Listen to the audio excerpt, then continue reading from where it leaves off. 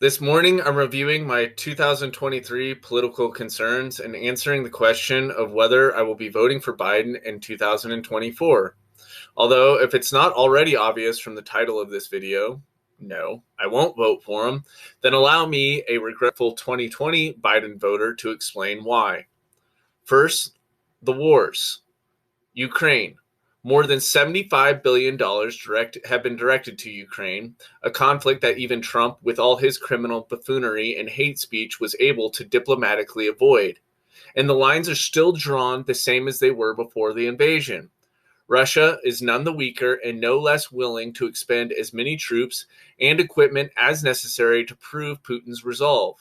Of course, the guy is a dictator, a war criminal, all the bad things, but he's no quitter and he understands the geopolitical playing field well enough to know that he can ride out Western democracies to bolster the legitimacy of his regime, even if that means inheriting the war ravaged wasteland that he's created. Well, let him have it. At least that would end the destruction of more innocent life. Second, speaking of innocent life, let's talk about Israel. An undemocratic strongman regime under Netanyahu who has unabashedly turned to terrorism to combat the terrorists they've created. How much have we given them? 260 billion for economic and military since we established the country is our Middle Eastern outpost after World War II. More recently, though, Biden has pushed to provide 14.2 million more, as well as a billion more. That's 14.2 billion more, as well as he has allowed access to every weapon in the U.S. stockpile, including 2,000-pound bunker-busting bombs, which have been used on civilian structures in high-density urban areas, including on refugee camps. Without a question, this is a war crime.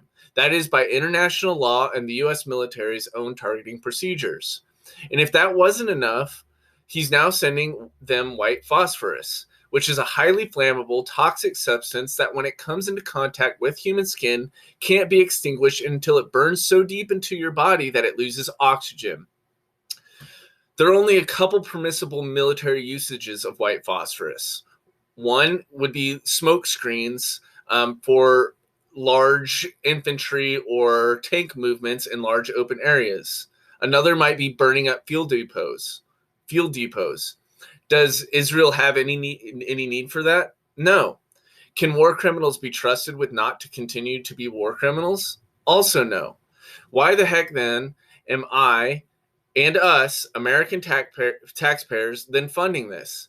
Especially now that this has come at the expense of more noble endeavors that we had undertaken, like, I don't know, Afghanistan. Everyone stopped talking about Afghanistan after our disastrous Biden-led pullout. But when you've served in Afghanistan, you don't forget. What is going on over there now? Well, the Taliban, who we sought to replace with a democratic government for 20 years, is now in charge. And according to the UN, 9 out of 10 families can't afford enough food, and 6 million are on the brink of famine. Perhaps more damning, however, are the allies who dedicated their lives to our cause, who we left hanging. These include interpreters, government officials, well-meaning citizens, and believers in everything we had promised. And at the cost of everything we promised them, we've created more wars that we can't sustain in higher cost at home. Yesterday, I bought milk, orange juice, 3 peppers, a small tub of cherry tomatoes, and about 2 pounds of chicken tenders, and it cost me $35. Childcare costs $1,500 a month, which we're lucky to have even found, and our energy supplier is talking about increasing rates by 20%. Meanwhile, wages have stagnated, and instead of any meaningful government measures to redirect spending in ways that might put people to work, we're now discussing how to combat China, a country smart enough to limit their military budget, talk peace, and invest their money at home. I love this country. There is nowhere I would rather live, in spite of the terrible political representation I feel like we've had, and we need to do better. If that means looking to other countries and people who we've historically maligned and in the least seeing them as human so we can peacefully negotiate our way out of disastrous inflationary spending sprees, then maybe that is the place to start. It's time to accept that Joe Biden doesn't get that, and he never will.